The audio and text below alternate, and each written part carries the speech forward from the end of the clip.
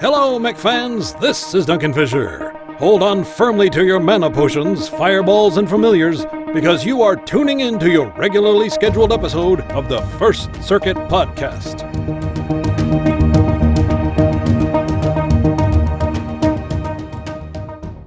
And welcome to episode 126 of the First Circuit Podcast. Tonight's hosts, we have Ian. Hello. We have Biter. Hello. And myself, Old Bob 10025. The topics tonight include events and sales, Mechwarrior 5 DLC, podcast and Q&A, and Mechwarrior 5 mods, all coming up. Breakfast of Champions event and sale. So first, just the event. It's take out all the trial mechs, or if you own them, the champion mechs, get a kill or KMDD, which might be a little harder since you have no control of the build and no skill points. And you get a whole bunch of stuff: MC, premium time, GSP, C-bills, etc., etc. If you earn a victory in every single one, they're giving away like mech bays and such. And that's one track for the clan and one track for the inner sphere. It's like 16 trial mechs to waddle off into the field and cause absolute mayhem. Yeah.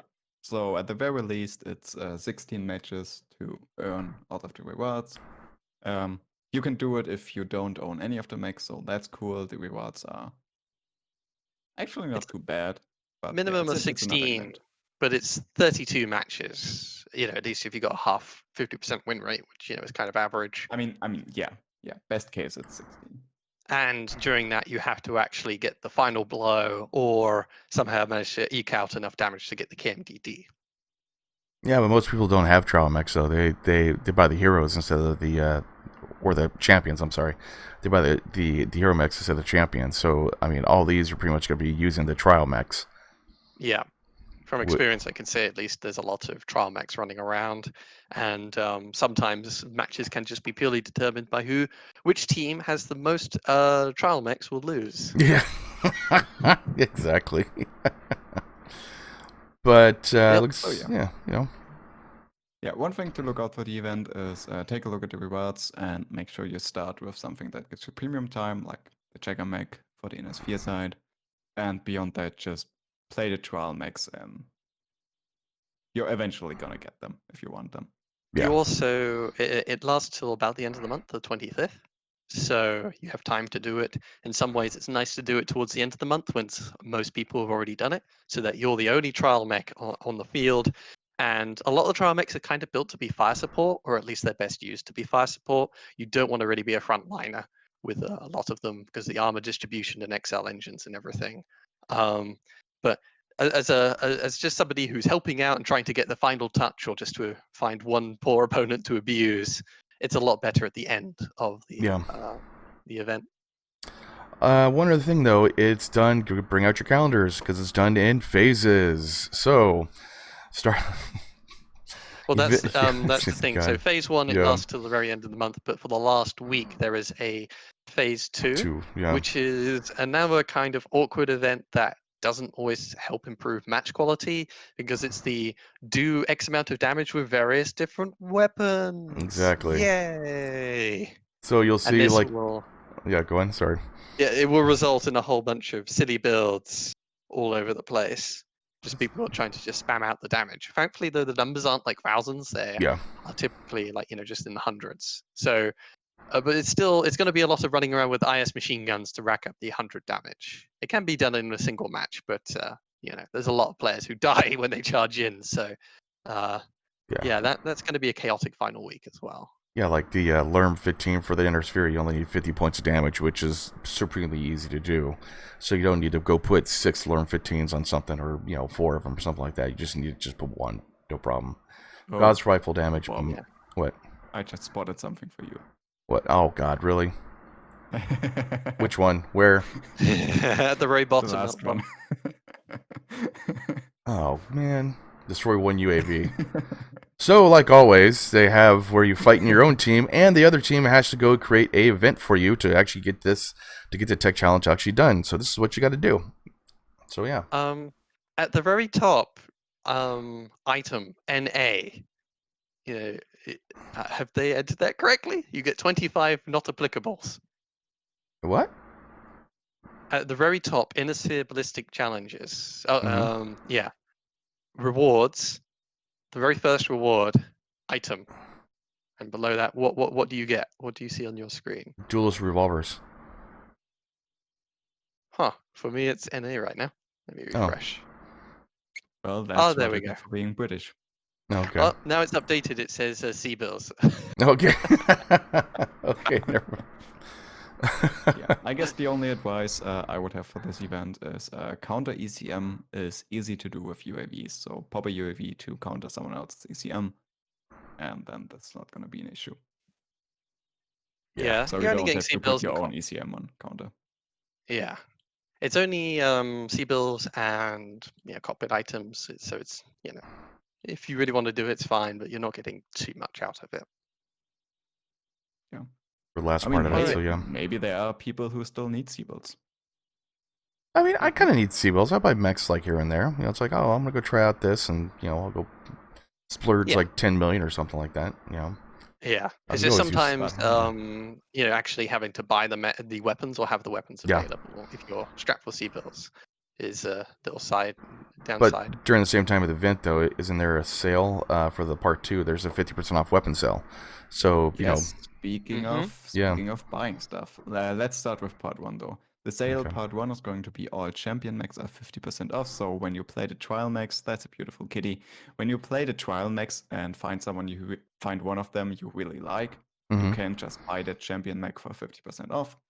Also, there are certain mech packs 30% off. I'm gonna assume that no one really cares too much about mech packs anymore. Get the Part 2 of collections, way better Yeah. value for Yeah, money than Yeah. get a packs. collection when it's up. Part 2 of the sale for the second week would be all weapons are 50% off. As always, that is an amazing sale. And if you have weapons you want to buy, like heavy gauss rifles, LB20s, and the likes, definitely pull the trigger and some more mech packs. Yep. So yeah, that's that kind of the sale. Okay. Also, one final thing, and holy crap, I really dislike these event pages that are so long and complicated. There's a new one-time MC promotion. PGI is really trying to sell MC currently, as we can all recognize. Obviously, they need to keep up the server somehow. So the current MC promotion, in my opinion, is actually pretty good. For the $7 MC bundle, which is the cheapest one for 1250 MC, you additionally get 100 general skill points, which you can use on any mech to instantly skill them up. So yeah, that's not bad. I got a question. Yep. Do you think PGI, to actually make more money, would actually increase the MC for different bundles that they have to actually start making some money like on these? Because I don't think a lot of people are actually purchasing MC bundles like anymore. That's the thing. We don't have any stats. We don't know whether they're selling stuff. Same with the collection. I tweeted at PGI on Twitter asking if they want to share something about the collections, how they are selling. Obviously, they're not going to respond and tell us anything. So I don't know if they're selling terrible, which I would assume they are. I think they should up the MC, but I've always been of the opinion that the MC is overpriced for what you get from it. Yeah. So This is how many of these bonus MC promotions, the one-time purchase bonuses, are there? Like, it feels like this has been the third one or fourth one or something like that. yeah, They keep doing this. Yeah. With every sale, there's some kind of one-time promotion. Yeah, so that at least implies to me that it's worth enough. Like they are getting plenty of people actually being spurned towards getting that MC purchase with these one-off promotions. Yeah. And a big part of it is indeed trying to get your foot through the door and make somebody, be prepared to commit to buy MC. More so than just thinking that you might get a missile Irby at the end of the year. So yeah, this is, I think, it makes a lot of business sense to me, and if they keep doing it, it implies it's successful enough that it gets them a lot more money than if they weren't doing it. So Yeah. it's, Yeah. I think it's well worth it. Yeah, I mean, any money is better than no money. So True. Okay. And yeah, with these kind of promotions, if I didn't already have a crap ton of MC from the Mechwarrior pre-order, I would definitely, this is probably the time I would personally pull the trigger, because I am close to running out on general skill points, so this is something that interests me personally. Okay. Yeah. Okay. Yeah, it's a cheap, affordable price. You get to skill up an entire mech, and you get to build towards more mech bays and hero mechs and what have you. So yeah, I like this kind of sale. Okay. Next up, yeah, since we're on the topic of sales, there is yet another Mechwarrior 5 sale. PGI is still trying to sell copies of Mechwarrior 5 on the Epic Game Store. I mean, as we all know, in the PC industry, at some point, games just go on permanent sale, and they're part of every big summer sale and fall sale and Christmas sale and whatever. So honestly, I would expect that Mechwarrior 5 is going to be 30% off whenever at this point. Whenever there's a sale on Epic. So, this is not too special. If you've been holding off for this long, wait a bit more. Wait until DLC is closer to on the horizon, and wait till Christmas sales, etc. Yeah, wait till Steam actually for Christmas sales, which might be like personally, I would say wait until we get the first 50% sale, because at that point, I'd say at 50% the game is probably worth it, including mods. So Christmas would be the point where the game has been out for 1 full year. So at that point, I would expect potentially seeing a 40 or 50% sale. So yeah, I would say wait until Christmas and decide on the DLC and decide on Steam versus Epic at that point. Well, a lot of people are still waiting for Steam. I know there's a lot of people that I talk to all the time. They're waiting for the Steam one. Yeah. So yeah, I'm waiting for it to come out of early access. Well, yeah, I was one person right there, but yeah, I can understand. You know, I can definitely understand. Plus, also too, at that time, the price is going to be next to nothing. It's going to be at least 30% minimum. You know, when it comes on, Steam. So. Yeah. Well, actually, we'll I think so. see. Personally, I don't expect them to put it on sale on Steam, because on Steam it's going to be a new release. And people who have been waiting this full year to get it on Steam, I don't think it's going to make much of a sales difference whether they put it on Steam full price or immediately on a 30% discount. So I would expect them to put it on Steam, say, full price, and only on the next Steam sale actually go for the 30% discount. The way we're not even sure if it is coming on Steam, just with how Epic Games Store is doing all of this. If it is ever coming to Steam, though, you should always expect for it to be pricier than the Epic alternative. It is running on the Unreal Engine, which is owned by Epic, and they demand a greater cut when it's sold on places like Steam. So expect them to not be so happy to offer it for the same price. So, yeah. You know, even if it does come on Steam, though, do you think it lost its momentum? Doing basically, I rarely see people stream this game, or really even people talking about this game now. As a game that just came out, it had all its hype, and then it kind of foundered basically from there. Yeah. And I think though, if it does come on Steam, it will actually not have as much momentum than it did before. Oh yeah, absolutely. The thing is, though, Mechwarrior 5 dropped a lot of momentum because the game just wasn't as enjoyable as we all were expecting it to be. So it lost momentum, period. And I don't think Steam, Epic, I mean, it obviously contributed massively, but I don't think that's the main reason. And I don't think the Steam release is going to make up for it. I think we're going to see spikes for both the DLC, and we're obviously going to see spikes on Steam release, but I don't think it's ever going to be up there with all of the other games. Okay. Depressing. We could discuss this all day, but very briefly, I'll try to be brief. It's just that the DLCs are trying to do what BattleTech's DLCs do. They constantly try and add the game and make it a more complete experience. Mm-hmm, yeah. So the more DLCs they do, the better Mechwarrior 5 will look, and at least they are roughly in the right track. So very far down the line, like a few years down the line, once all the DLCs are out, it might, and there's a full game edition, and that is on sale on Steam, then it might be worth it. Yeah. But right now, it's hard to say. Oh yeah, Mechwarrior 5's on Steam. You should totally get it for some reason. It doesn't have a selling right now. Yeah, and I would also say the momentum of Mechwarrior 5 compared to its initial hype and expectations is nowhere near as high as it was for BattleTech. With BattleTech, I feel like our expectations were there, but they weren't super high because HBS not really. Well, Jordan Wiseman. For the most part of the gaming, I mean, yeah, obviously they were an established name, but they weren't the name that people outside of the BattleTech and Shadowrun community really were familiar with. So kind of a new name, quote unquote, and also a kind of low budget Kickstarter thing. So expectations weren't as high. And BattleTech obviously exceeded expectations over a long time, so it just went up and up and up. And with Mechwarrior 5, it had all that initial momentum, the pre-order that was amazing, the hype, the NVIDIA RTX promotions, all those initial promotions that tried to push the game really high, and then it flopped.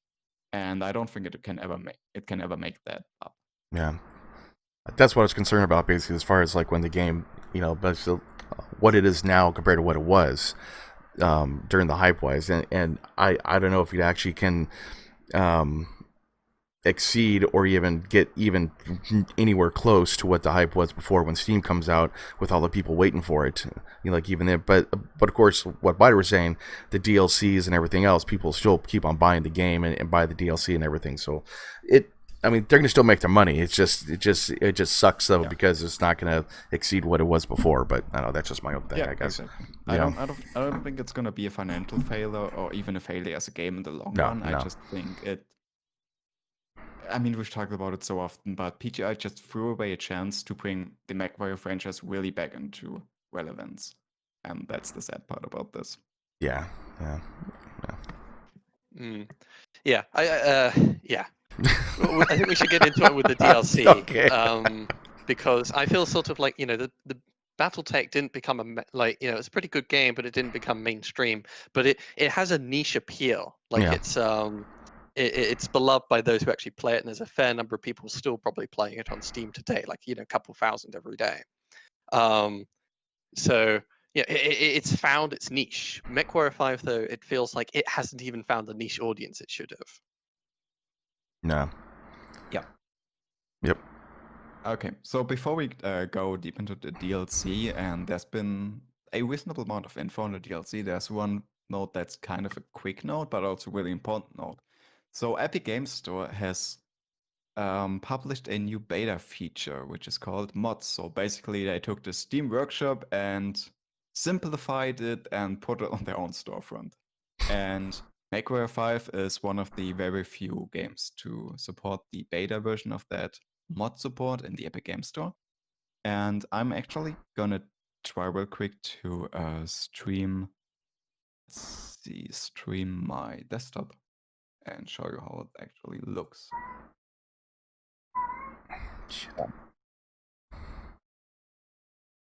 So if you go on the Mechwarrior 5 page, you now have the option to click this little mod button and browse mods. Oh, okay. So just click and that's it. Yeah, and that's the gallery, and at that point you can just click the... I'm not going to do it because I've already downloaded the mods I'm interested in. You just click the download button and it's going to download the zip file that has the mod and put it in the folder. And Mechwarrior 5 is a great example on how to easily implement mods because it already had a mod manager in-game. So for Epic, it's literally just download file and put it in this particular folder, and that's it. So it works. It's not the prettiest gallery, but it works.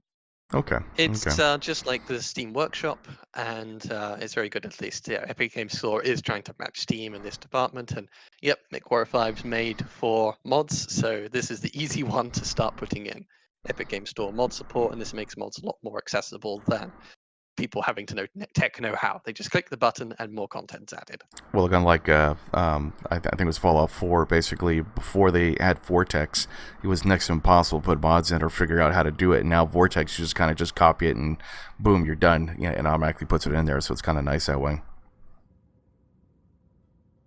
Yeah, it's nice to make them accessible. A big selling point of Mechwarrior 5 at this point is the mods, because the mods really can add and really make the game and really iron out a lot of those kinks. And yeah, just making that so much more accessible to everyone means the value proposition of the game really goes up, particularly if there's a series of mods that really show off the game in the best light possible. Yeah. Yep. And speaking of mods that show off the game in the best light possible, I've started screen sharing. Guys, tell me if something's wrong with it. But just to quickly show off the guys who are watching this on YouTube, I'm gonna quickly show just two very basic examples of mods that are improving the game particularly much. For once, we have the Mechwarrior 5 Reloaded mod, which adds equipment like engines. You can modify engines, which gets rid of the my personal opinion, quite absurd slot system and puts in the basic weapon hardpoint system. And yeah, just this was a single click on the Epic Games Store. Just click download, start up the game. It was automatically active and it worked. So Okay. that's pretty cool. Yep. And Just click a button and make the game more fun. yeah, just click a single button and suddenly the game goes from very much meh to still kinda meh, but at least you have more things to collect before it gets too stale. But the whole customization being so limited was the big problem. Yeah. And so this is what mod is this one now? Okay, and this is one of the that's kind of the showcase mods for the Mechwarrior 5 modding system. This is called the Mech Commander mod, which I personally find so incredibly impressive that I just had to show it on the first circuit. Basically, the team around Sean Lang, so NGNG, they were very interested in Mech Commander for a long time. They've done a lot of things with the Mech Commander Gold Edition. And now they've done a Mech Commander mod for Mechwarrior 5, where they turned the first-person tactical shooter into a real-time strategy game. Interesting. Works, and it's really cool. And it somewhat helps with the whole shooting gallery thing, because it's no longer you in the cockpit who has to be aware where stuff spawns around you, but whether you just tell your mechs to go there and then they automatically fire at stuff that spawns behind them. Yeah, in an RTS you'll see plenty of units, so it's not Yeah. too bad if the screen is filled with enemy mooks and you're not the one having to scramble your turret to shoot them down one by one by one. It also gives much more control over your AI companions, whereas in first-person perspective it can be kind of clunky to tell them where to go, stand here, follow me, push that position. Yeah. Yeah, I found that kind of There's also annoying. slow-mo mode, which is cool. There's a slow-mo mode, so they've added some extra controls in here that aren't available in the base game. So yeah, it's just really cool showcase. It's actually super simple. Like they just went into observer mode, put the player in observer mode, and put an AI in the player mech. That's mostly what they've done. But it's just so cool. It's a complete different game. So basically, we get 2 games for the price of 1. And especially if you're interested in the Mech Commander series and you've been waiting for a successor to it, this isn't a true Mech Commander game yet. There's still a lot of work to be done, but it's a really great start and it's definitely a fun experience. So if you have Mechwarrior 5 and you're just looking for something new to play, go ahead and give it a shot. As I said, it's 1 click to install it, and it works. That's cool. That is cool, actually. It's not bad.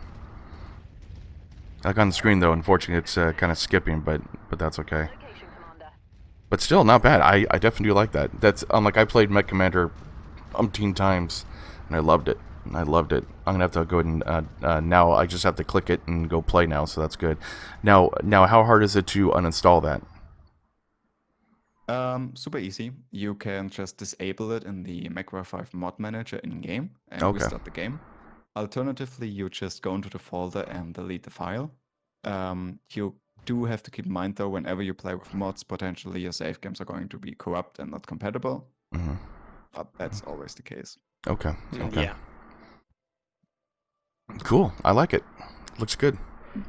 Yep, it's kind of interesting turning an FPS into an RTS, but it kind of works. Yeah, I know. Really cool. Now, Just like, one thing I'm sorry. that one thing I've noticed with this mod, it really stresses some of the weak points the base game has. Like the overwhelming number of enemies is fine enough in the base game when you pilot one of your probably strongest mech, and you personally just deal with 80% of the enemy units, and your AI just has to kind of clean up behind you. But when you don't have a player-controlled mech and all 4 of your mechs shoot like utter garbage, it's really difficult to deal with the amount of enemies. Now, for like co-op though, are you able to do co-op with this? Not with this mod. Yeah. I do believe you're able to do one of the, for example, weapon mods in co-op, but I'm not completely certain on Okay. that. So curious, like if Yeah, this one is. yeah. This one is only campaign right now, so Okay. not even a selection. Okay. Just campaign. I mean, it looks cool. Like, who actually made it again? The team around, like, I can only say NGNG with Sean Lang.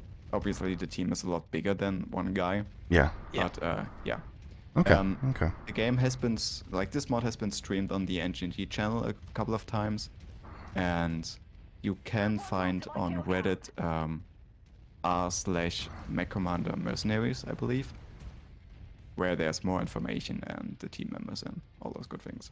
Okay. Cool. That looks good. Cool. Yeah, I like I'm it. just gonna Alt F4 again because I definitely don't want to save this. Yeah. And let's move on to the next topic. Okay. All right, yeah.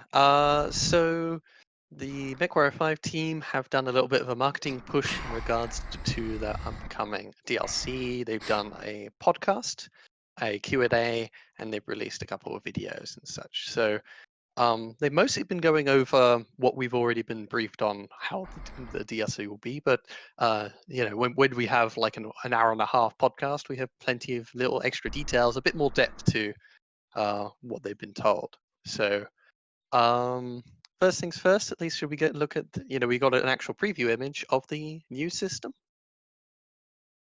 Which one do we want to start with? Because there are actually a couple new systems, which is cool. Let's start with the other news. Yeah, let's start with the news news. first. Yeah, the news. Yeah. The system in game that updates players on new technology or new that one. fights going on. Yeah. So at least, yeah. Go ahead. Go ahead, Peter. All right. It's as what we surmised. It's just that they said that they wanted to have a tab you could go to, and it tells you, oh, hey, this new technology has arrived, this new mech has arrived, this new conflict's arrived, and it is, at least at this early stage, fairly rudimentary. It's just, they added new text entries at certain dates, and these text entries are rather simply written to describe, oh, by the way, this stuff is happening. Yeah, what they should have did was the same thing they did for Mech Commander with the news reports, and literally wouldn't take much to go get not an actor but just one of the employees, dress him up in some type of business outfit, put him in front of a green screen, and then go write something and say, okay, do this type of thing.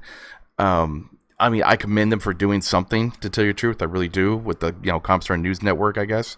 But just like you said, it's rudimentary. It's like, oh, hey, by the way, this happened, and here's some lasers, and here's Creative Forces withdrawal from Mallory's world at this time and date. But I mean, does that affect the game itself? Does that do anything for the game? It does.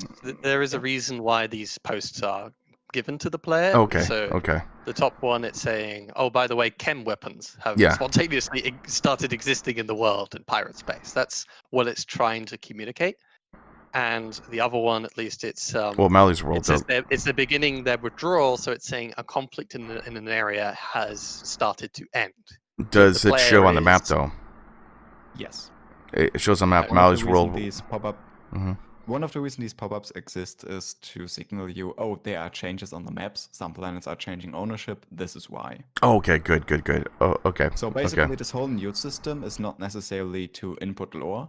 It's there to signal players who aren't familiar with the Battletech universe why stuff is changing, why there's suddenly new tech, why the map is changing, all those things. Okay, that's good. And, that's very good. In that sense, it's a system designed to kind of immerse new people a bit more into the universe and give them background, which I think it achieves.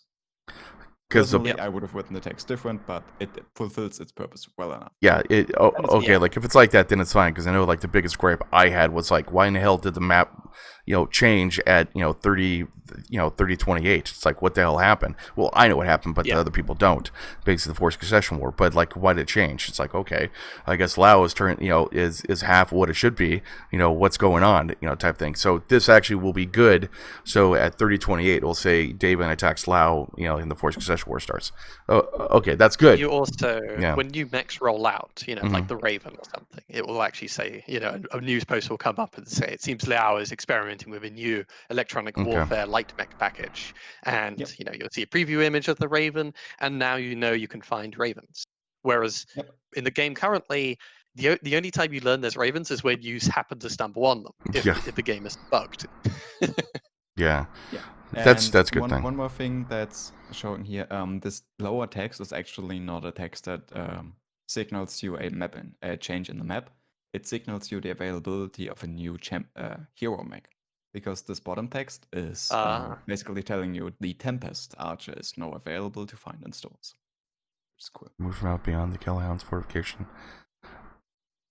Yeah, but that's so a hero mech though. Why would Morgan Kell like say here's my mech, go copy it?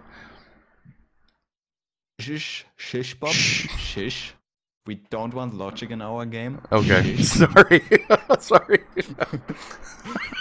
Okay. But yeah, whenever someone does something newsworthy in the Battletech timeline, you're gonna get a quick pop-up saying, this is the character, he's doing this and this and this, and this is his mech. And basically, this mech is now available to find in stores. As I understand it as well, they do cover that this will be moddable. So if you're more of a lore freakazoid, you can totally go in there, rewrite your own entries to make them much more appropriate for the factions, make them much more cryptic, because, you know, in real life, at least, the day something happens, we don't know all the ins and outs of what's going on. In fact, most people throughout history have no clue of what's actually going on. It's only when we're able to look back with the benefit of hindsight do we really know the impact of all the various things that are going on. Yeah, I mean, even then, we mostly don't. Yes, true. But as it is, yeah, you could totally, if you really care about the lore, you could totally make a lore more friendly mod for the news timeline. You could make it, all Comstar. You could make it more mercenary based. If you just care about utility, you could refit this mod to just say, in plain English, just chemical lasers is now more readily apparent. Go check them out at the Pirates, and you don't need to read this essay. Okay. I get it. I do commend them for actually doing something. That was the biggest pet peeve that I had during the first part of the Mechwarrior 5. And this is good. The game does struggle with communication. Yeah, and this is their attempt to be lore-friendly and still communicate. And that's the kind of weird middle ground that they've taken with this. But yeah, it's a good first step, and modders can certainly play with it. Yeah, definitely. So, thumbs up. Cool thumbs feature. up. Looking forward to it. Exactly. Also, this is a feature that's going to be available as part of the free update, correct, Bada? Yes, I think so. Yeah, so you don't have to buy the DLC if you own Mechwarrior 5. You're gonna get this feature whenever the update for it releases. And so far, we don't know what the free stuff and the DLC stuff will be, correct? I don't know what's gonna... We know what it will be, we just don't know when it will be. Okay. So yeah, speaking of free stuff, one of the other free features you're going to get whenever the big patch drops is going to be the BattleMech database, and I mean it's a Pokédex for Mechwarrior, and that's all you need to know. Gotta catch 'em all, Mechamon. Yeah, literally. Mechamon. Yeah, exactly. This will though have some use, at least because you'll get the news articles saying, oh, by the way, the Cataphract has rolled off the production line, it's a new mech, and you're like, what's the Cataphract? And you can then go to the mech Pokedex, the Cataphract will now be known, and you can click on it and say, oh, okay, there's this variant available, and it's common in Liao space. Because the game Mechadex or Mechadex? Mechadex. Sounds better. I would say Mechadex. Yeah, actually, Mechadex rolls off the tongue. Just clear that up. It's Mechadex. Mechadex also can work, but that's fine.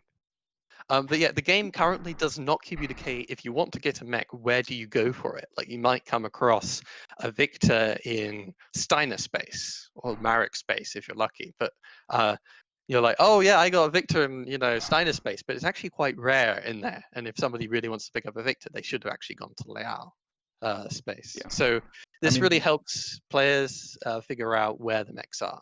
Yeah. For this particular example, we can just look at the example text.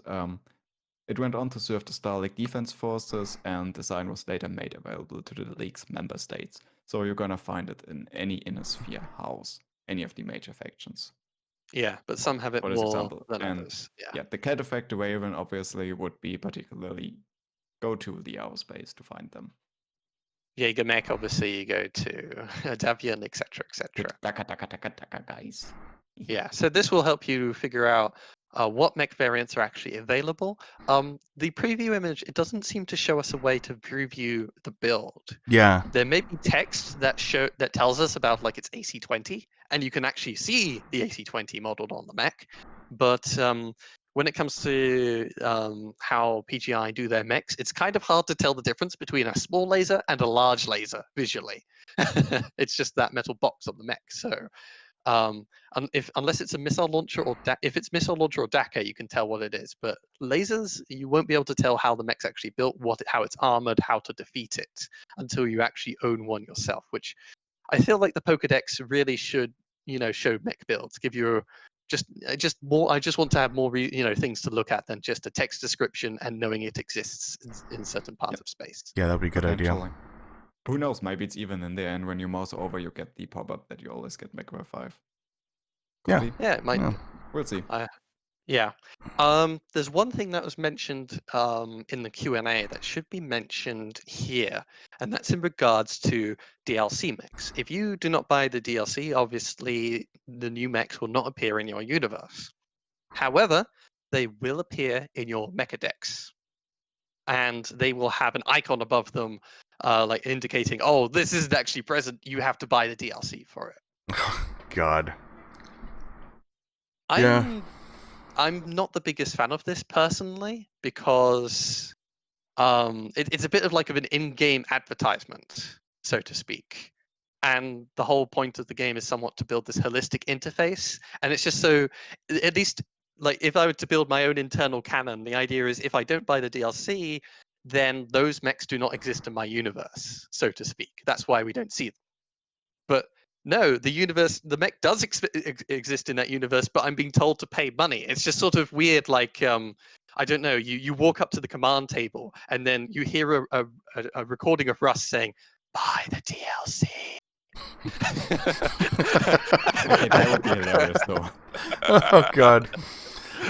Yeah, that is a funny troll, but it is also, it's kind of, it's not good, business Marketing, practice or yeah. customer relations kind of thing. So It rubs me the wrong way. yeah, that always rubbed me the wrong way. Same with a couple other games I played. But what? It is a premium game already. Yeah. Like you've already paid the big price. I would be kind of happy. It depends how it's implemented, but sometimes if you just put all the DLC mechs at the bottom, and players can scroll all the way to the bottom and see, click on the mechs, see what the loadouts are, learn about the lore, it gives them more reasons to buy the DLC. I'm fine if it's sort of shoved to the bottom, but if I'm scrolling up and down trying to look at all the mechs, and I just keep seeing all the extra added DLC mechs from all the different DLCs, it just keeps informing me that I've only got half the game. Well, how about this, though? I got a question for it then. Let's say I have the DLC, you guys don't, and I invite you guys to my game because, and then I use some of the mechs that are part of the DLC. Would you don't probably know more about this? Would actually you guys be able to use them? Yes. Because you don't have, but you don't have the models for them, though. That was answered in the Q&A. Oh, yeah. Okay. Because you can play with the paying DLC person and just play with the mechs. So it's the same approach that a lot of the more consumer-friendly games take, and it's an approach I really like.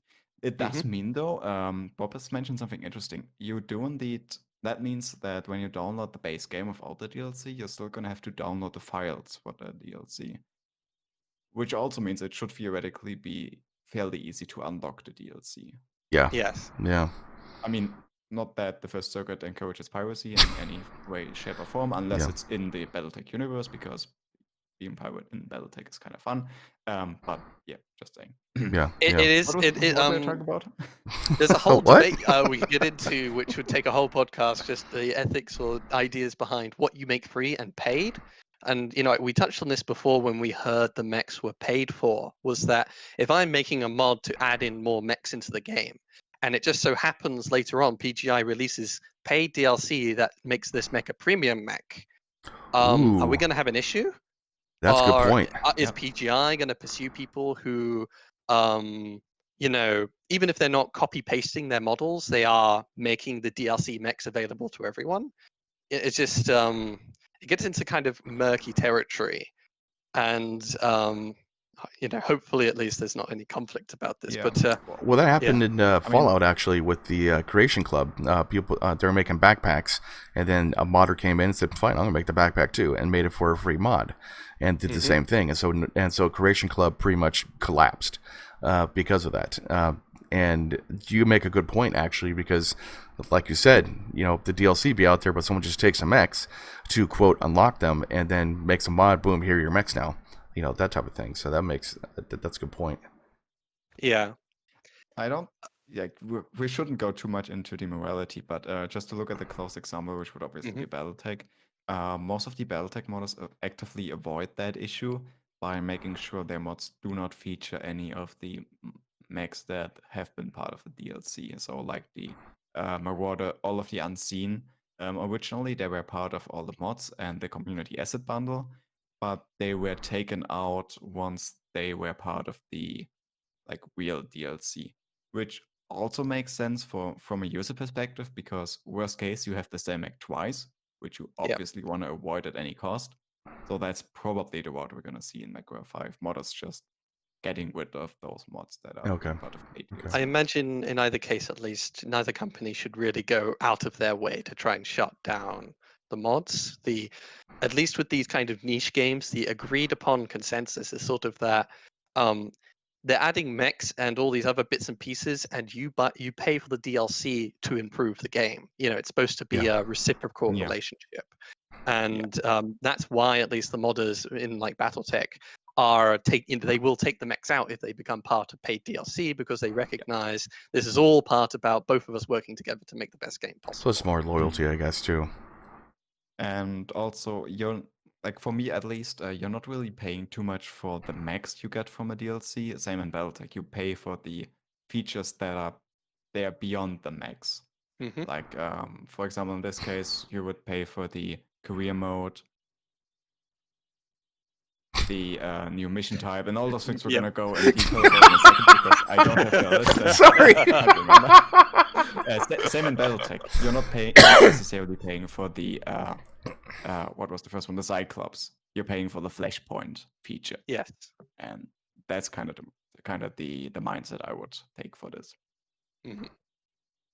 Sorry, I wasn't laughing at you. I was laughing at the career mode. That's the value actually getting from the DLC. So, I mean, we covered what's going to be part of the DLC already. Okay. So we're not going to go over that again. I just forgot everything, but we do have some additional details. The career mode, it's basically all that we knew from before, right? There's not too much new covered in that.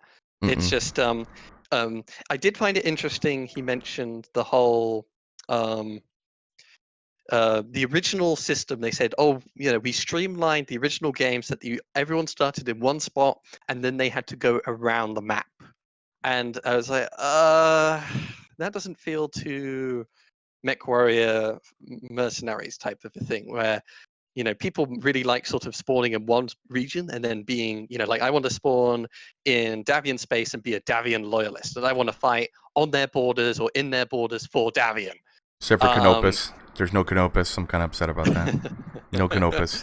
Yeah. And it feels so weird to do this world tour where there's a system in game with becoming friends with some factions and enemies with others, and then you're just sort of awkwardly walking around everywhere.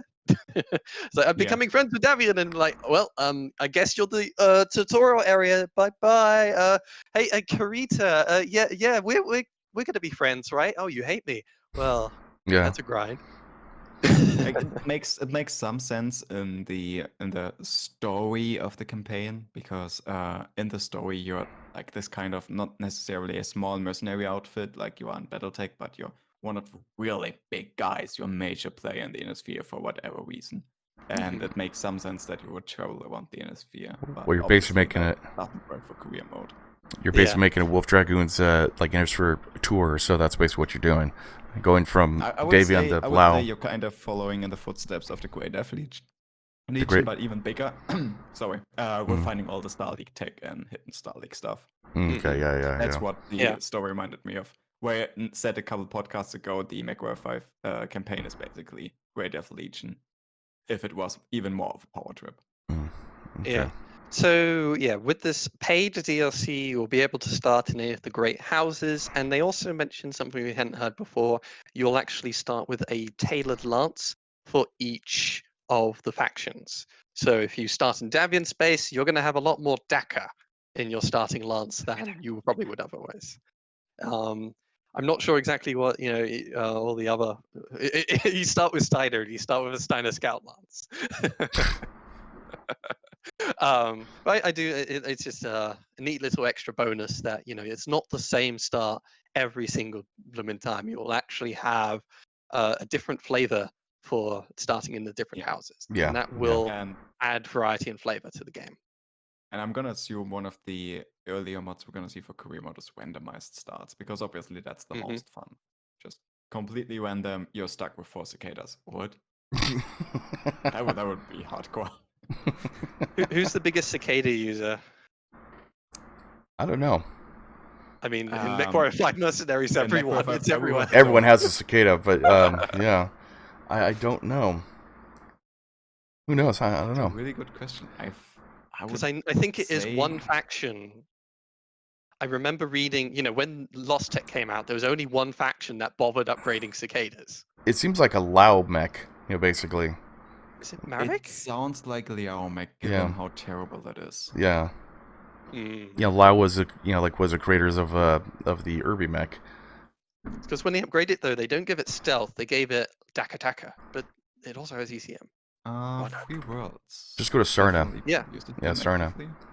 Yeah, that's it. It's Marek. Oh, it's Free Merrick. Worlds. Okay. Yeah, the Free Worlds League ordered all of the cicadas. Interesting. Literally quote. The Free Came out in Worlds League 2740. ordered all cicadas. Yeah. Oh, wow. So if you start in the Free Worlds League, you might start with a cicada. Lucky you. Lucky you. Oh no. Exactly. It's like, oh great, I got another cicada. Well, let's go sell it. That's basically what happens all the time. All right. One thing that's important to say though for the career mode, apparently it is possible to convert your campaign save game into a career mode save game, which I found interesting. Personally, I wouldn't do it, but it's cool that it's an option. Okay. Yeah. Yeah. Well, why not? I will have to wait and see. We haven't heard the details of what you carry over. Like, do you carry the mechs? Do you carry the components? Do you carry the C-bills? I think C-bills will be the easiest. Just because you'll start at the bottom of the tech tree. Yeah, mix components and all those things. Yeah. Why the tech level resets? What's that? Huh.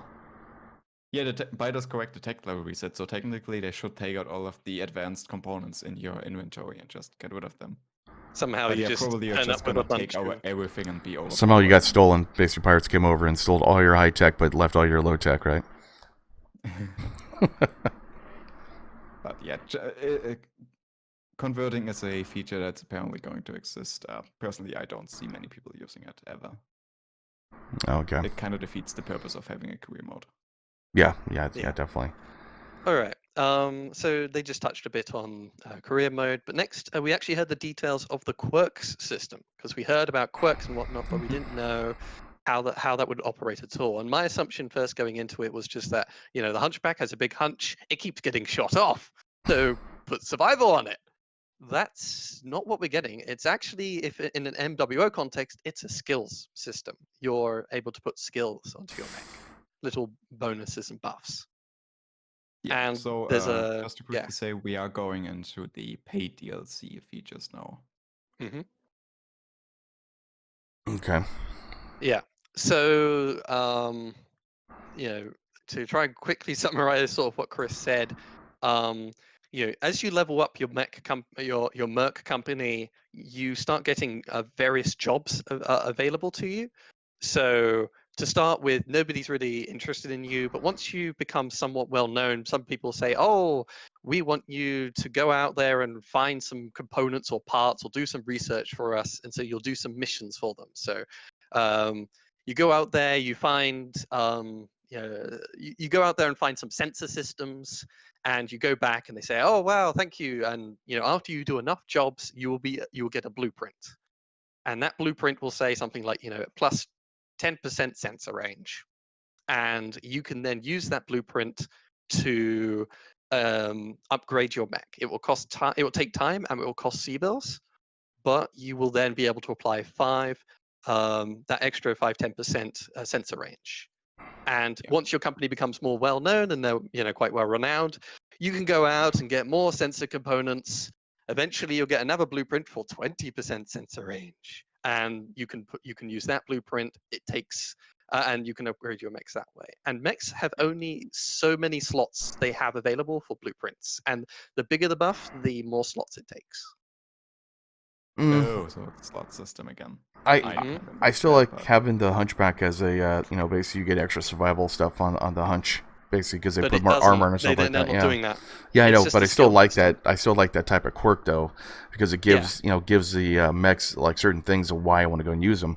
I mean, granted, using the I'm going to put a sensor system here, and I'm going to put plus 5% BD or not BD, but I don't know, like whatever here, something that you can change up stuff. 2.5%, Yeah, medium range or something like that. So the quirks he described, he only described one. He said imagine 5%, 10%, 15% faster turn rate. So just anchor turn basically. Yeah. In MWO, you get 1 level anchor turn, 2 levels of anchor turn, or if you spend 3 slots, 3 levels of anchor turn, 15% turn rate. So I'm imagining it's very similar level quirks, just 0 like 1% cooldown, 2% cooldown, 3% cooldown, maybe more. Who knows? We don't actually have the values. But that description sounds incredibly minimalistic, just like the MWO skill system. But they probably aren't going to give you 91 skill points. They're going to give you like 3, 5, 10 to fiddle with, and that's it. Now, is this based So off to mechs? Keep in mind Sorry. No, you gain the blueprints, just the blueprints as an item, and you can reuse them infinitely on all of your mechs.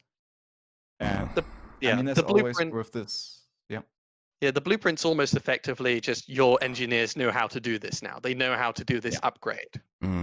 Okay. Basically, you've downloaded a page from the Sana wiki.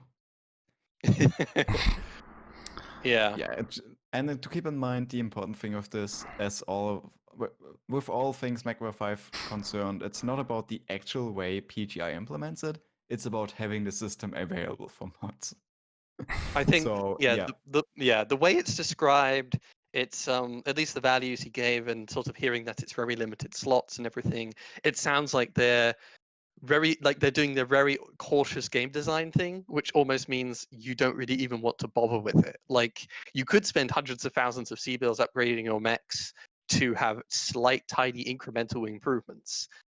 But what's the point? Just run out on the mission and have some fun. Why waste your money in C-bills? Like, C-bills effectively is time spent in mission doing objectives. So, and if that mech is completely lost or something, or you sell it, you replace it, you have to do it again. And you're going to have lots of mechs to upgrade. So as it initially comes out, it sounds like it's going to waste a lot of your time, a lot of your C-bills, and won't be worth it at all. Yeah. What I really like about the system, though, is the way they are making use of side quests and actually giving you some incentives to do certain things, to maybe travel into certain directions that you otherwise wouldn't go. And I think that's the main draw for me from this system. And then potentially mods coming up and implementing cool quirks and cool side quests and getting rid of the PGI stuff. I think there's a lot of things the mods will need to do. Like, it would be kind of cool early on to just go out there and just keep getting sensor parts, and get a max level sensor upgrade, and you could slap that onto all your mechs or whatever upgrade you wanted to get. As it is, though, you're throttled by your mech company level, so you have to grind a huge amount to even unlock the side quests. And it really depends how interesting the side quests are, whether it's just go out there and collect 5 wolf eyeballs or whatever. Like, how tedious are the side quests going to be? And it sounds like it's a heavily throttled system. You have to grind a lot to finally unlock all its potential. And once you've unlocked its potential, you have to grind a whole bunch of bitch work to be able to put on these minor upgrades, which take time and money and resources, for tiny little incremental upgrades that don't seem worth your time at all. So mods will need to remove the throttling, give you an option. Like, instead of going out and doing missions, you're spending time doing these during doing these chores. Well, they better damn well be worth it. That's at least sort of my mindset. Like, in the end, the biggest fundamental problem with just how it sounds was just simply you talked about how you're making sure the system won't ever get crazy, but this is a single player game. You want the game mechanics to be interesting, to be fun. Make it fun. Make it Hey, worth stop playing. it! Don't talk about fun now. Don't talk about fun. Sorry, it's Spreadsheet Warrior. I'll go back to my spreadsheets and I'll work out the timetable for You know, doing the quirks. I like the idea of the quirks. I'm still a proponent of individual quirks for certain types of mechs. They're not doing that. Yeah, I know, It's but not- I like that idea still. Oh yeah. But I also like the advantage of actually putting quirks on anything you want. That's a cool idea too. I'm kind of torn between the two. You can do both, just like in MWO. I think they should. This is a skill system. It's a bit different. Yeah, but yeah. in the end, implement the skill system. That's fine. Implement later on a quirk system. I think that would be a natural idea for a future DLC. Yeah, maybe modders can actually make it so the quirks are actually developed for certain types of mechs. That way, you want to go play those mechs at certain ways what they're designed for. But that's a lore thing. At that point, that's a lore thing for me. At that point, personally, I would prefer one of these systems that Mechwarrior 5 Reloaded, the mod already has in place, which allows you to put certain things in certain components. For example, the arm has 2 extra slots at the bottom that are special equipment slots, Yeah. where you can put something like reinforced arms or arm cooling. And the one thing gives you some extra structure, I believe, and the other thing gives you extra cooling, because obviously it's your arm. It's a lot of surface with a lot of air contact, so venting the arm weapons should be easier. So Okay. that particular component just cools down your arm weapons, but only the arm weapons. Or, for example, the Jagger mech, you obviously 100% of the time want to take the reinforced arms to get some extra structure, those kind of things. I think that's a really cool system, which I personally would even prefer over the quirk system, because it gives players choice to protect vulnerable stuff themselves. It kind of adds a level of difficulty, which I know is difficult since Mechwarrior 5 is supposed to be kind of a casual game. But personally, I'm part of the hardcore Battletech community, so obviously I would prefer the thing that kind of challenges me to find solutions to some of the flaws in mech designs. Yeah. Yeah, true. Okay. But yeah, Right. they're implementing the quirk system. I'm not too impressed by it, but again, it's just mods can save the day, and who knows how it. This is all work in progress. Yeah. But should mods save a game? Mods shouldn't save a game. Already have. Yeah, that's a conversation. It's just a reality we've come to accept with Mechwarrior 5. Yeah. Well, like any game actually too. Like any game, mods normally save the game of whatever the game is, and it shouldn't be like that. I disagree. I think Battletech's a great example already. Mods don't have to save the game because the save game is fun. I've recently started another campaign with all the DLCs now, and it's really fun without a single mod. Excluding Battletech. Sorry. Okay. Battletech was the mold. Battletech was the from HBS was the centerpiece of perfection. It should be the gold standard though. Yeah, definitely. I truly believe for smaller developers, some Battletech should be a gold standard. But yeah, you're correct. Yeah. A lot of the AAA games nowadays, Yeah. If you want to, at least for this small niche kind of game communities, you usually want to sort of say, buy this game because X, Y, Z reasons. It's fun usually, rather than saying buy this game because there's a certain DLC I'll need to walk you through. That a certain mod that I'll have to walk you through installing that finally turns it into something worthwhile. Yeah. That's just all those extra steps is like. It's not the same. Yeah, exactly. Anyway, let's maybe move on before we grow too frustrated and sad. The DLC will also feature some new equipments. Do you want to give us a quick rundown? All right, so they listed off the equipment, but we didn't know how it would be implemented. Like obviously ECM. He talked about ECM predominantly being used by the player. He doesn't actually talk about how it will affect you if the enemy have ECM. For all we know thus far, though, at least when the player has ECM, it reduces the range the enemy AI can detect you, and if you are close enough to the enemy, it will reduce their accuracy, supposedly. I'm kind of pessimistic about this in some respects. Just sort of a question of how much does it really reduce the detection range? The whole point of the game is that there's enemy spread everywhere. There's no real way to sneak past them. Unless you make the detection range ridiculously short, it doesn't really give you much opportunities for stealth, because once you're discovered, they'll just swarm you. So it only really helps you at the very beginning of a battle. And the reducing of enemy accuracy isn't. It's a funny question of how it works with that, because the AI will roll a die, but how close do you have to be? If you're right in their face, they're not going to miss, even if they roll a miss. They're Yeah. usually gonna, it's hard for an AI to miss that range. So it seems a very marginal benefit. But anyway, that's ECM. It's kind of, it's going to be hard to really program the AI to interact with electronic countermeasures, because it's just a duck game, where you shoot down hundreds of targets. And ECM plays into stealth. There's no stealth in in a run and gun shooter. Yeah, that's the issue though. Basically, it's like, just like you said, it's like if one helicopter sees you, then the whole armada of like 300 helicopters come running towards you. So it's like, okay. And in the podcast, to give some contra, they do actually show they have their current implementation of ECM, and like in the first 10-20 seconds, artillery are already shooting at them, so they get detected even though they're covered by ECM. And like maybe instead of being shot in the first 5 seconds, they were shot in the first 10 seconds, and those 5 seconds were well worth the 1.5 tons. But I don't think so. Yeah, I mean, ECM is going to be a defensive buff that just hopefully helps you stay alive. And it's all going to come down to the actual range and the actual percentage that helps you, which we don't know yet, so we can All right. Yeah. Eagle active mode. Yep, it will increase your sensor range. So if there's some target miles away that hasn't rushed towards you yet, you'll be able to detect it and say, why is that enemy running it far, far, far away? Like he went the wrong direction. It will also, the update for everyone will give you 360-degree line of sight radar.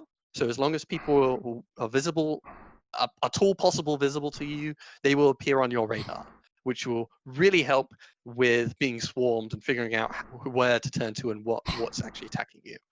Yeah. Beagle Active Probe will therefore actually give you a certain amount of ability to see through cover. It won't go forever, it won't be infinite, but it will allow you to see behind, through hills or buildings or something. And sort of the example we gave was that an enemy is behind a hill. If you have Beagle Probe, you can lock onto them and lerm them, even though you don't have direct line of sight. So that is actually useful if you want to go lerm abuse strategies. I mean, even without lerms, that's something I would just always have in my mech. More information is actually useful in the shooting gallery, just that something's coming up on you, which is the problem that even with the upgrade to the radar, you wouldn't solve. So now there's five tanks stuck behind that hill, all glitching against one another, and when you walk around it, they're gonna shoot you. So send an AI teammate first. Okay. All right, Mask. It's my impression is that it's going to work kind of similar to MWO, but that he didn't really say that. It will at least have a longer duration than MWO. So you won't reach max mask after 5 seconds or 10 seconds or whatever. It will last 10-15 seconds or something. So I think it's just going to be MWO mask, but less restrictive. Supercharger. For mask, I interpreted one of the sentences in the way that potentially mask might have catastrophic failure if you overuse it too much, rather than just slowly damaging your legs. But he that said might have been me misinterpreting that. If I'm thinking of the same line, he was saying, they were talking about the law, which is why it's hard to tell what actually is the thing. Because, Sean was saying, oh, I want mask to increase your heat generation. And he said, oh, no, well, we're going to keep it more. We're not going to do that. So it sounds like it's going to be you max out the bar and then you'll start taking leg damage. He said, and well, technically, according to the law, it's supposed to just suddenly result in the leg, like the mech's legs exploding, and we're not going to do that. So that's what he. It seemed to me he was implying that they're not going to go full extent of the law. They're going to do MWO logic. Okay. Just we'll see. longer duration. Yeah, indeed. It's all subject to change. The supercharger, I was curious how that would work, because at least in real life, sometimes like that could just be a permanent increase to your speed or something, just because it's putting more fuel into the engine, so to speak, even though it's a fusion engine. I don't know how that works. Anyway, it's just a weaker form of mask used by pirates. He mentions it will be slightly different. We're not sure how. Maybe a little bit of heat generation, maybe more damage to the legs, maybe shorter duration. I don't know. Hmm. So yeah, supercharger is just baby's first mask.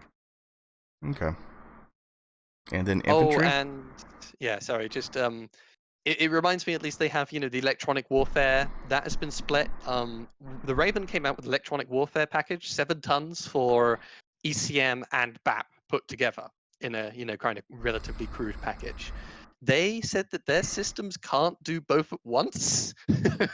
So they are separating electronic warfare into electronic warfare ECM, electronic warfare BAP.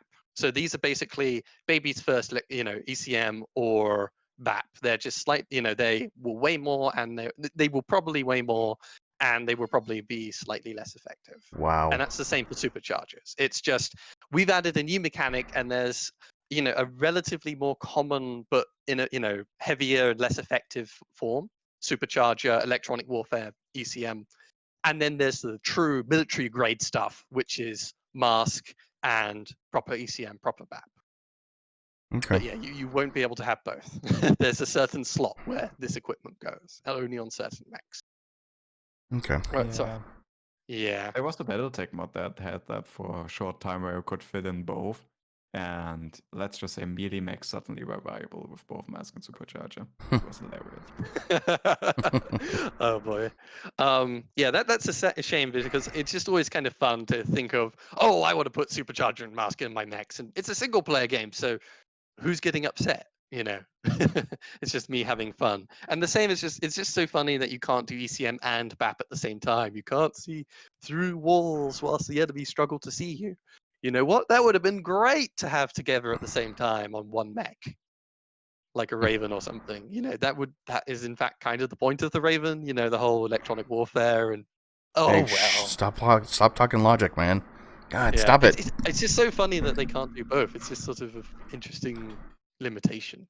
Yeah. Anyway. Okay. We were talking about baby's first component. Some of the new weapons are kind of in a similar sense, like the chemical lasers and I believe the rifle are the main primitive weapons. They're not necessarily meant to be an alternative to the real weapons. They're kind of meant to early game. You just need something big and that can put a lot of damage to slap on your mechs, especially if you're low on C-builds and you just need something cheap. That's kind of how they're supposed to be used, and then later you upgrade to the quote-unquote real weapons. We haven't heard necessarily that been spoken about that way. We've heard about, you get this stuff from pirates and they use this more rudimentary tech. But the way he talked talked about about that it, particularly with the chemical lasers. That's where the topic came up, and he specifically said that chemical lasers are probably going to be worse than a proper large laser. yeah. At least he said right now, at least though, he said it's less hot. It what was it? Just it basically is a medium laser that takes ammo. And I was like, well, that just sounds like an alternative. Yeah. And at least looking at tabletop values and stuff like for the cannons, it's always sort of funny. Like they're like, oh hey, it's like an AC-10, but it does 9 damage and weighs like 3 tons less. All they care that's about, not bad. all they care about really is as long as they don't put Argonects in the game, I'll be happy. Chainsaws and lawnmower mechs, no. As long as you keep those out, I'll be I good. want melee. I want my chainsaws. No. I mean, not a chainsaw, but I want melee. Yeah. But yeah, we'll see how it's implemented, because it's an interesting question of why bother implementing these weapons if the player starts in the one of the great houses space, and in the great houses, medium lasers are commonly easily available, readily available. It's only when you go out into pirate space and they keep dropping crappy weapons, maybe because you can't replace your medium lasers, then you have to replace your weapons with crappy weapons. But if they're just crappy weapons, why even bothering with pirates? Yeah, you do actually make a good point on that. It's the same thing with mechs, right? Once you have your 4 medium mechs, do you technically even need your light mechs? No. necessarily, unless you specifically want that set up for a challenge? 2 missions in a row without repair. Yeah. Mm-hmm. Yeah, or a challenge if there's ever a side mission where you need specifically a light mech. So, yeah, could still be. Yeah, they haven't talked in like I think a lot of the numbers exactly how these weapons will pan out is very much subject to change, and we'll see how it all pans out really. We'll see. Actually make a good point though, man. Yeah, some more weapon details we've heard of. There's a stream SRM, which Phil mentioned is kind of like an MRM, just a little less missiles. It's instead of whoosh. Their plans are somewhat to try and do the same thing where, like, if you take a stream LRM, it's going to have some benefits over regular LRM with all the damage done. Can you do the sound effects again? Hmm? And can you do the sound effects again? Okay. Okay. Oh, okay. Now I know. Yeah. Okay, sorry. Go ahead. Yeah, it sends out a stream of missiles, but it's SRMs, and so it's going to have a tighter clustering. Yeah. That's probably one of the things they'll do to make it more worthwhile. More damage, less heat, that kind of stuff. Usual, PGI answers. We did actually see the heavy rifle used in game. It point at target, it go boom. It seemed kind of quite on the similar level to the AC-10, just twice the reload time basically. So yeah, we'll have to wait and see on that. In mid-mission, they showed them collecting salvage. So we might actually, beyond that one tutorial mission, we might finally get salvage mid-mission again, like an actual choice in game other than shooting targets or not shooting targets. Yeah, it would be nice actually, because it was only used in the first mission, and basically they also talked about repair bays and decided not actually go put that in as well for the repair base because otherwise he said you'll kill the metagame. You'll kill the metagame like for the whole thing. You'll kill the metagame, which is why they only did it for certain story missions. Yeah. Which makes enough sense in PGI logic. They didn't want people to metagame the repair base. Yeah, exactly.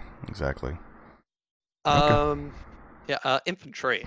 Should we get onto the infantry? We actually, all the promotional stuff, we have seen the little blighters running around. Yeah, they'll die from one hit. I've only seen in-game the infantry using rifles, but at least thus far they said the infantry only use rifles and SRMs. And they're only ever on foot. They aren't going in and out of buildings. They aren't climbing buildings or anything fancy like that. They're kind of slow, so they're almost always seen, sort of at bases. I think I've seen some out in the open field. But yeah, they do actually provide a little bit extra to the base. It's not just big machines running around. It makes them feel a little more. If you're on YouTube again, look at the current screen share. I'm showing like there's this one tiny infantryman. Pew pew pew. He's oh he's my going god! For a headshot. Yeah. Wow. And that's infantry. I mean, personally, I was really afraid that infantry would be just a really rough model and just kind of look odd, so I'm happy that at least it fits well into the visuals and it actually looks like there's infantry down there who's actively trying to fight you. So you're not being attacked by ants or stick men. Yeah. Yeah, like it's neither ants nor is it just some low poly. Like we've seen in some of the older games, I had this visual where you just have like 6 dots and then there are projectiles from each dot coming up. But yeah, they are actual human beings, or generated human beings that are shooting at you. So do you know if you're able to have them? No. Go ahead and use them? No? Okay. Then you can't have vehicles, you don't have infantry. You just have the 4 mechs. Oh, God. But you can always play Battletech if you want to control tanks and infantry. What mod has infantry? Rogue Tech. It's Rogue Tech. Not standard infantry, but battle armor at least. Okay. Well, that's cool. All right. Okay. Off topic. Back to okay. All right. Even though they've been kind of keen with infantry, they haven't actually in their initial preview where they list out what is free and paid, they didn't even list infantry. And in the interviews they weren't sure, but it's now they confirmed towards the end of the Q&A segment. Yep, infantry will be a free part. That everybody will get infantry added to the game. So that's nice. I mean, if they do anything, basically, how much damage does a 27-man squad do? You know, like It's not what? going to be 27 man though. It's like we've only ever seen like groups of 3 or so, and I think PGI has the mindset they want to try and balance the amount of enemy forces on the map. So they don't want infantry. Like my worry is a little bit sometimes that they're just going to spam too many mechs, too many vehicles, too many infantry, Mhm. and you're just Yeah. going to be killed by a death by 1,000 cuts Yeah. or millions of cuts by infantry. Yeah. But as it looks, they're just sprinkled a little here and there for flavor, just kind of like the turrets are. I don't know if they do something cool, but if not, I mean, there's really no use for them. You know, I basically. mean, they have SRMs. They're gonna do damage. Oh, well, yeah, It's just yeah. a question of what's the reload time for their launchers. All those things. We're just gonna have to wait and see. Yeah. Yeah. I guess I'll wait for as my. always, numbers like reload times and damage numbers are easily modifiable. So worst Yeah. case, that's the solution. Who knows? On launch, you could just be swarmed by infantry. Like they just put thousands into the game until you're Legions of infantry coming towards you. Who knows? Maybe it's bugged. Maybe it spawns only infantry, but then times 20. It's PGI. Anything It would can be happen. funny. One mission, like it tells you in the description. Just by the way, they wanted to field a lot of infantry, so Bring a fire get your bug swatters. Yeah. That would be a really fun mission. Don't expect salvage from this, mate. We would just kill a training ground, get them, or something. Oh my god. That would be cute. That would be Warcrime, but Modders, get on that, please. I want to see that. Mechwarrior 5 Warcrime Edition. How many times can we break the Airs convention? Okay.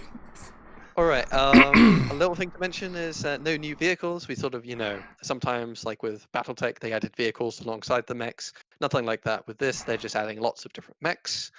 What else? The new mission type. We get to see it in action. We have seen it in action before. There was a Jondoeiowa channel that it showed it off on. And they did make mention, at least, the artillery is calibrated for 60 kph mechs, so the slower mechs kind of get pummeled unless they're fast enough.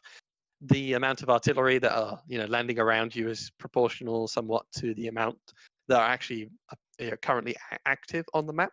But even later on in the mission, once he's destroyed all the artillery, it seems like he's still getting, a few shells shot at him. So, and this mission type, by the way, at least in the podcast, it's quite a long mission. It's quite a long grind. Yeah. Many different waves and phases, and it's just, oh god, this could be torture. Could potentially be, especially with quippy AI pilots early game.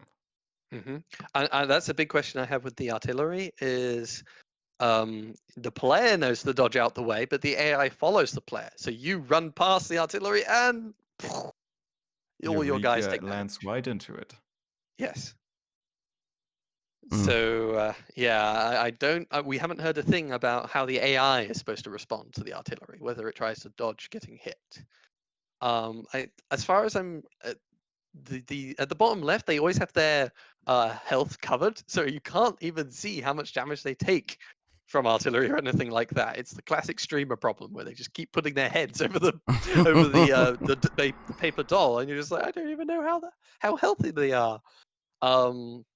As it looks though, at least towards the end of the mission, the players, as usual, take a lot of the brunt of fire, and the AIs are actually relatively unscathed. So it might not be too much of a concern. It's mostly the player who's getting shelled, not the AI. It's the player who's always having to lead the charge. Yeah. Talked about turrets, right? Turret spawns. So that will be when we cover the Q&A, but we can talk about it now if we want. Sure thing. So just first thing first, perhaps the grander topic is that they, in both things, talked about how, I think for free, everybody will be getting a look at how mech spawning and everything will work in game. So there's a common known bug right now that the game doesn't actually remember. It doesn't actually take account of new mechs that have appeared. So it's not very clever as to how it chooses what mechs are actually spawning right now. So that's why you get the huge cicada spam, is because cicada is available at the beginning of the timeline, and it doesn't think there's any new medium mechs. It doesn't realize that what medium mechs come out later. The Vulcan will be added in this DLC, and that comes out later. But Okay. Anyway, the point is just that the spawn tables were balked, and they're claiming that we're going to look at it, we're going to make sure that the distribution of enemy forces are more properly scaled. We're going to make it so that you'll be able to see allies where they are on the map, and they'll be much more proactive. They'll spawn closer to the player rather than spawning miles away. So basically, it sounds like in this patch, everybody will be getting an update where PGI is promising to try and look at everything to make sure that the enemies aren't all cicadas, that they aren't all spawning right next to you, the allies are actually helpful, etc., etc. Other things, the dropship. The dropship will actually have a longer delay before it will fly in, and then they say there's a delay before the lance actually arrives. So you're given time to see where the dropship is actually landing and be able to react to it rather than it just flying in and you're like, oh, there's a dropship, I don't know where it's going, and then plump, instantly it drops the lance and they're shooting you. Okay. They're also saying they're going to increase the sound of the dropship. There's going to be perhaps a bitching Betty saying the dropship arriving. They're just going to add on the map as well. They're going to add a lot more cues so that the dropship doesn't just jump you and throw a bunch of enemies at you like it used to.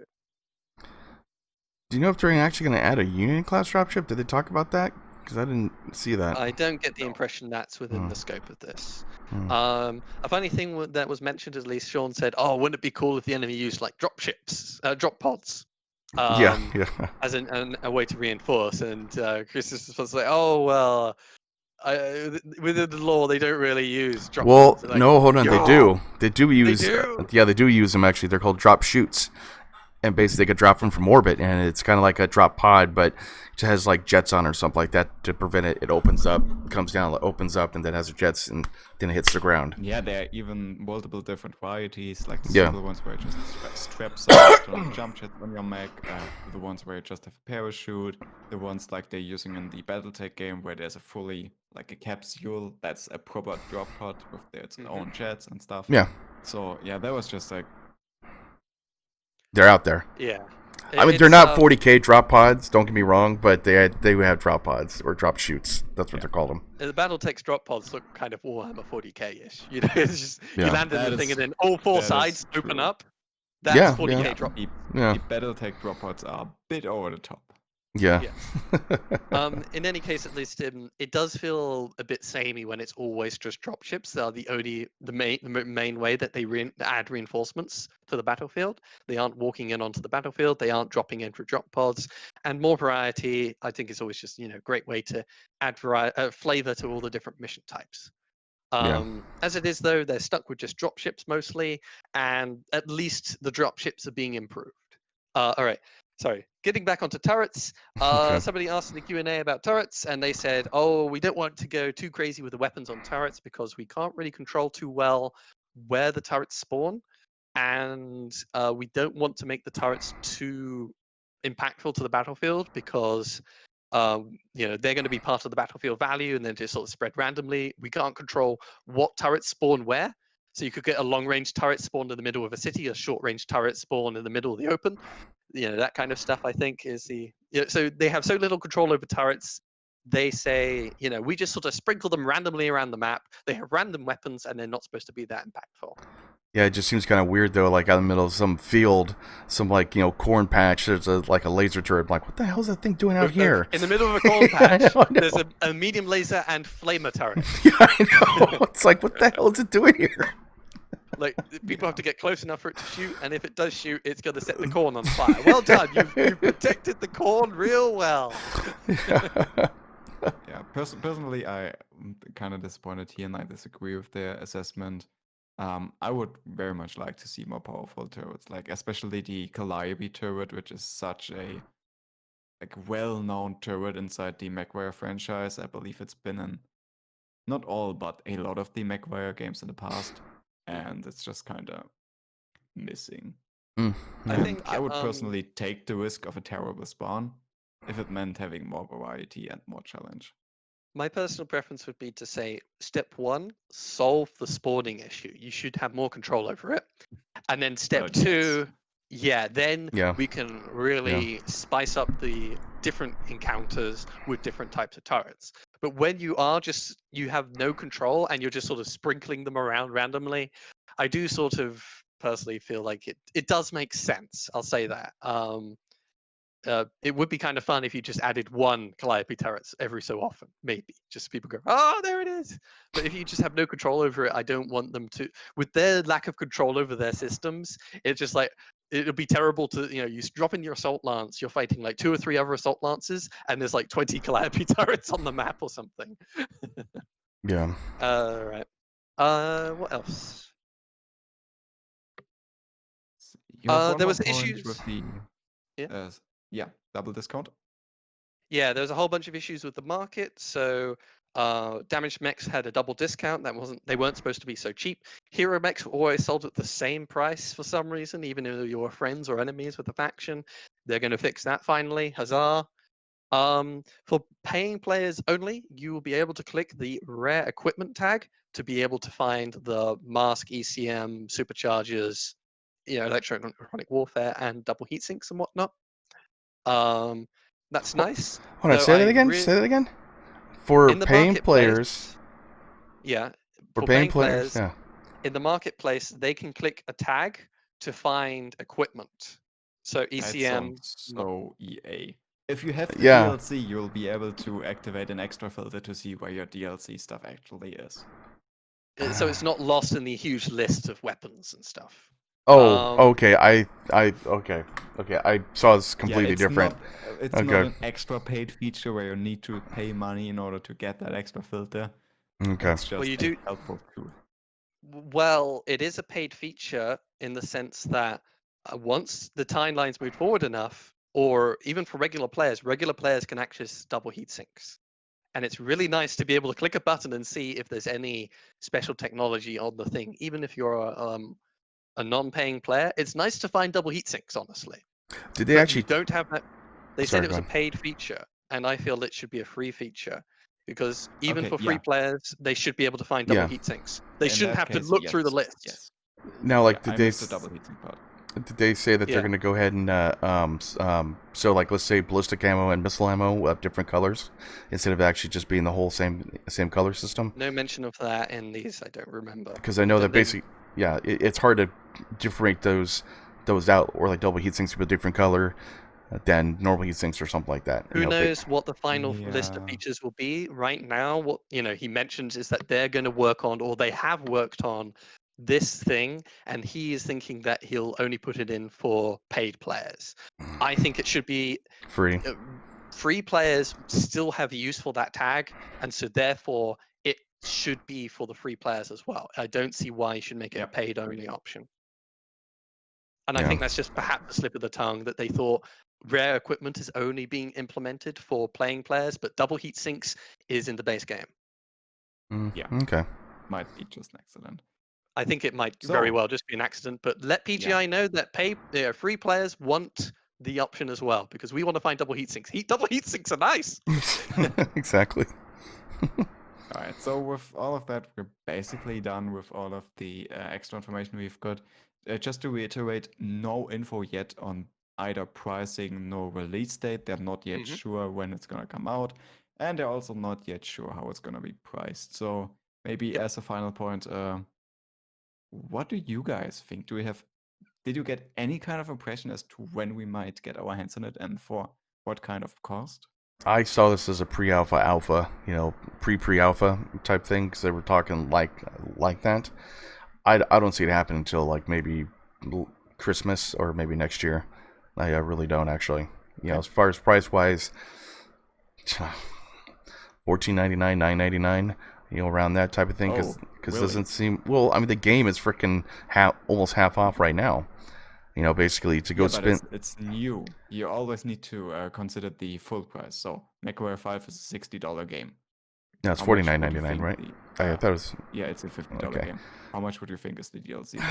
So, like, Battletech DLC 24. is what? $24.99 then. Or $19.99 or $24.99 for the price-wise. That's what I think the DLC would be. That's the average price for all the DLCs that come out anyways. But Christmas or next year. All right, so My inclination is that, they obviously felt like they wanted to do a marketing drive for the DLC, at least in the sense of, well, it's funny, like I think they're at least somewhat along the way. Like they've reached some milestones. Like in the preview footage that we've seen, we see the mech rifle, we see the short burst thing, we've seen the stream missile launchers. They've already shown off a lot of the new mechs that are coming out. We've seen, what is it? The Dervish, the Champion, the Marauder 2, the Hatamoto Chi. Yeah, vast majority. The Corsair has been seen in screenshots. The new mission type, that's in progress. Like it's a long way along the way to being done. ECM has already been implemented. Um, we haven't seen BAP, but he at least knows how it will be implemented. So what we haven't seen is the new career starts, the career paths. We haven't necessarily seen BAP implemented. We haven't seen Mask implemented.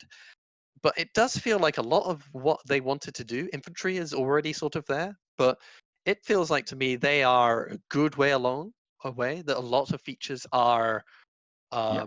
close to being shipped, or at least they're a good way to being finished. So they're like 50% of the way there, something like that, 50, 75.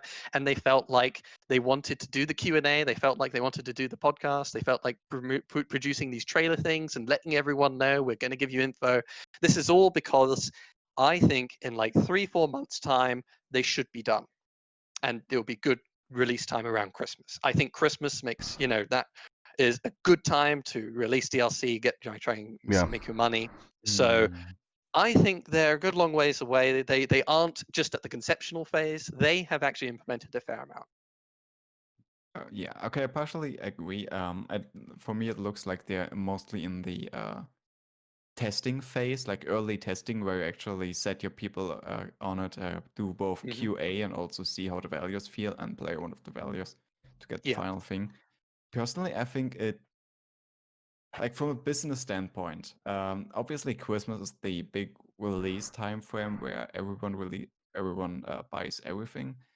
But I also think since Christmas might be a Steam release around that time, if we get a Steam release this year, I would assume we get it at least a month earlier than that on Epic, just so there's some incentive for people to buy it on Epic. So I'm gonna assume it's late October, early November, maybe. My personal opinion. And yeah, I think it's gonna be like 20 or 25 bucks. If it's PGI pricing, it might even be 30. I think it's gonna be a bit too expensive for what it offers, just like the base game. Yeah. Well, like if they're gonna go ahead and release it, I would think they'll actually release it if this comes out on Steam during Christmas with that. That way, they make the majority of their money, doing that kind of thing. It'll be on Epic and also like on Steam. Yeah, but at that point, you would sell it on Steam primarily, and that's not what you want to do from a PGI perspective. You want to sell it on Epic, where you get the most money. Yeah, the most money. Yeah. So yeah, true. Makes sense. We're not even sure necessarily if it's coming out on Steam, because obviously they have to put all the work to implementing it, figuring out a lot of legal stuff, no doubt. And who knows what Russ is doing, running around trying to implement right now. And we haven't heard a peep of about it from them yet. So who knows, even if it is coming out on Steam a year after release, like, is there, as we talked about earlier, is there a great cause to release on Steam? Is the product going to sell well enough to be worth all that effort? Yeah. So yeah, in some ways it might be just simplest for Russ and the team to stay on Epic Game Store and focus on DLC and make their money there with a better cut, rather than going through all those hurdles to figure out how to get it on Steam and work out a good deal with Epic Game Store and their relationship with Epic. I'm kind of skeptical it will even come out on Steam. I'm hopeful. It would definitely be interesting to try and gauge the feedback for people who are waiting for a Steam release. Would they then cave and get on Epic? Or at this point, they've waited a year, so clearly the game can't be that important, so they just skip it. So I feel like if PGI is having these kind of thoughts, they really should do a market analysis. But we know PGI, so... Boy, so critical. There's also funny things just in the whole scope of things. What? Mechwarrior 5 was a part of the Xbox Game Pass, right? Which is also on PC. To launch it, did you have to launch it through Epic Game Store? I don't know. Not I'd- sure either. Really good question. I don't even know how the Game Pass works. Does it have its own launches? Is it linked in the Windows Store? You have to be logged into some Microsoft account, I would- imagine. Like first glance, I have no experience with the Game Pass. I would assume it works just like the connection between Steam and Ubisoft games, where you just launch it from Steam, but in the background you still open a light version of the Ubisoft launcher. But that's my assumption. I don't know. Don't know. Question, though. Don't know. Because Microsoft are somewhat they own some of the Mechwarrior properties. I'm not familiar with what Everybody IP owns they the own, yeah, They Micro. own the license. Yeah, they own. Yeah. So they're free to do this kind of stuff, and just like, yep, we're just going to launch it on our own platform. But I'm wondering what that does or what that says about the relationship with Epic Game Store. But Who knows? Who knows? Okay. So is that anyway, it? it's still it Yeah. is early days, and at least I think me and Ian say that in the coming months, 3 or 4 months, whatever, some months down the line, there's a possibility it comes out. Yeah. We'll see later on basically what time or what dates, and they'll hopefully market it a little bit better. But okay, so everyone, this is the First Circuit Podcast, episode 126, with our host Ian, Bye-bye. Biter, Blarg. and myself, Phobot10025. Thank you for actually supporting the podcast. Thank you for everything you guys do, and we'll see you in the Inner Sphere.